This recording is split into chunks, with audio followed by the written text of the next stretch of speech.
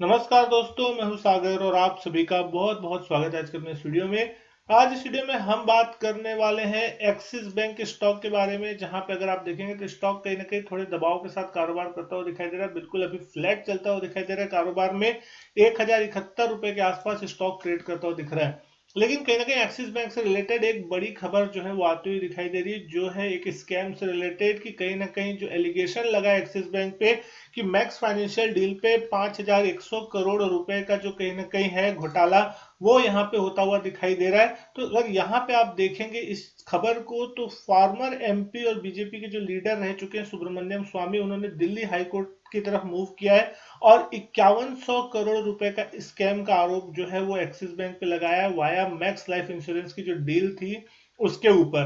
तो क्या है पूरी खबर, इसको समझने की कोशिश करेंगे और क्या इंपैक्ट जो है स्टॉक के प्राइस पे देखने को मिल सकता है। तो जो सुब्रमण्यम स्वामी बीजेपी के एमपी फॉर्मर रह चुके हैं और लीडर रह चुके हैं, वो यहाँ पे थर्सडे के दिन दिल्ली हाई कोर्ट की तरफ मूव करते हुए दिखाई दिए और 5100 करोड़ रुपए मैक्स लाइफ इंश्योरेंस और मैक्स फाइनेंशियल सर्विसेज की जो शेयर होल्डिंग, जिसमें एक्सिस बैंक का जो शेयर होल्डर था, वो ग्रुप कंपनी में कहीं ना कहीं एक्सिस सिक्योरिटी और एक्सिस कैपिटल जो है, उन्होंने एक अनड्यू प्रॉफिट गेन किया है कहीं ना कहीं purchase and sale of equity share of Max Life in non transparent manner.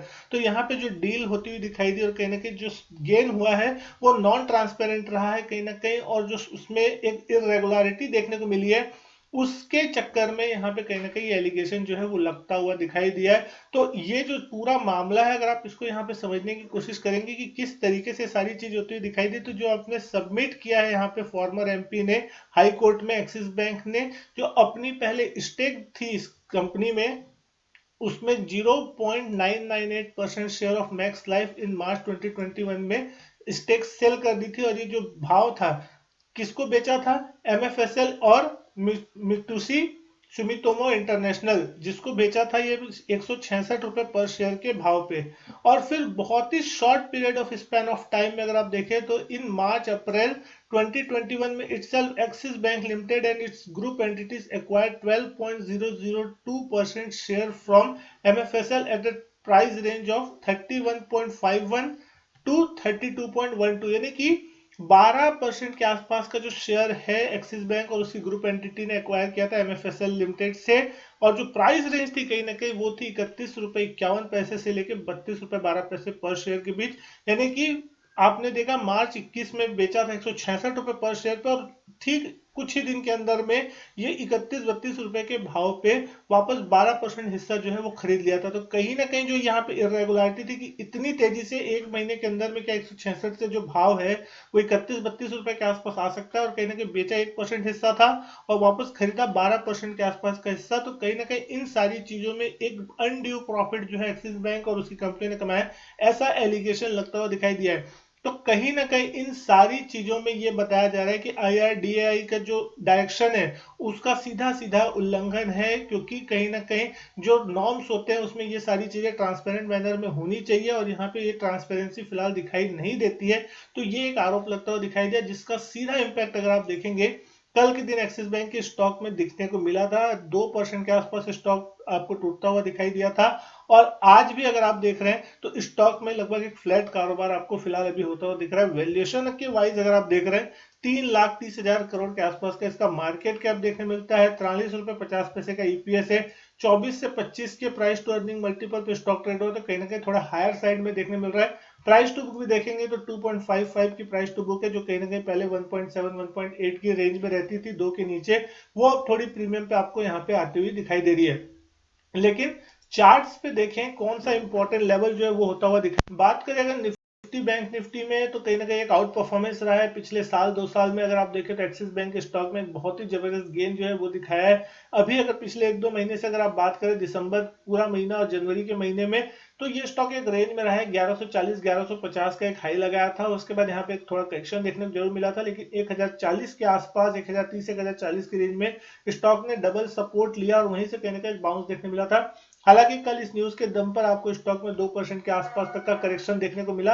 आज भी अगर आप देखें तो स्टॉक एक रेंज में ही बना हुआ है कहीं ना कहीं, और कहीं ना कहीं 1070 के आसपास कारोबार कर रहा है। तो निवेशक अगर इस स्टॉक में, और यहाँ एलिगेशन पे जो खबर है वो अभी तुरंत तो आ नहीं रही है, यहाँ पे सिर्फ एलिगेशन लगा है। अब यहाँ पे केस चलेगा, क्या फैसला आएगा, कब आएगा, ये सारी चीज की टाइमलाइन बहुत इंपॉर्टेंट होगी। लेकिन अगर इस पर कोई भी नेगेटिव फैसला जो बैंक से हक में नहीं आता अगर, तो कहीं ना कहीं स्टॉक में आपको एक करेक्शन देखने को मिल सकती है।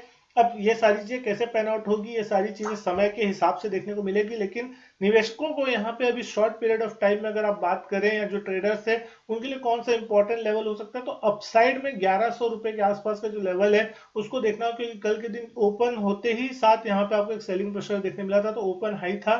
तो जब तक कल का हाई नहीं निकल जाता तब तक यहाँ पे आपको फ्रेश तेजी देखने नहीं मिलेगी। यानी कि आप 1100 का लेवल मोटा मोटी मान के चलिए कि 1100 का लेवल अगर निकलता है तो फिर यहाँ पे आपको एक स्टॉक मूव करता हुआ दिखाई देगा।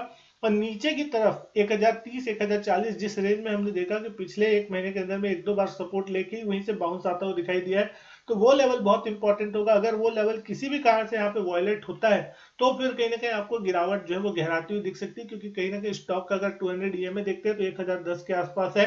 अभी फिलहाल स्टॉक का स्ट्रक्चर बुलिश है, लेकिन कहीं ना कहीं पिछले एक डेढ़ महीने में यहाँ पे ऊपर की तरफ डिस्ट्रीब्यूशन देखने मिल रहा है।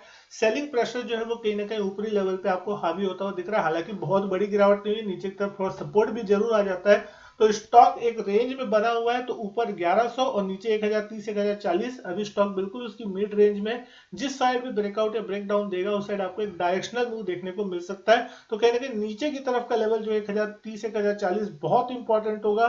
उसको अगर ब्रेक करता है तो यहाँ पे आपको शॉर्ट पोजीशन बनती हुई दिखाई देगी, साथ ही साथ सेलिंग का जो प्रेशर है वो और बढ़ता हुआ दिखाई देगा बाकी इन्वेस्टर्स और ट्रेडर की तरफ से, और स्टॉक में फिर गिरावट जो है वो गहरा सकती है। कहीं ना कहीं फिर आपको 4 डिजिट में ये स्टॉक जो है 1000 रुपए और उसके नीचे के लेवल्स भी दिखाने को तैयार हो सकता है। 200 दिन का ईएमए बहुत इंपॉर्टेंट होगा, इसको आप नजर में रखिएगा। अगर उसके नीचे जाता है तो फिर कहीं ना कहीं थोड़ी मुश्किल खड़ी होती हुई दिखाई दे सकती है। अभी तो फिलहाल कोई प्रॉब्लम नहीं है। स्टॉप लॉस जिस किसी के पास भी पोजीशन है उसके पास 1030 1040 का अच्छा स्टॉप लॉस लेवल है, वो आप वहां पे ध्यान रख सकते हैं। उम्मीद करता हूँ वीडियो पसंद आई होगी। वीडियो अच्छी लगी तो लाइक करें, शेयर करें, चैनल नहीं किया सब्सक्राइब तो चैनल सब्सक्राइब जरूर करें। मैं आपसे मिलता हूँ अपने नेक्स्ट वीडियो में, तब तक के लिए goodbye and thank you.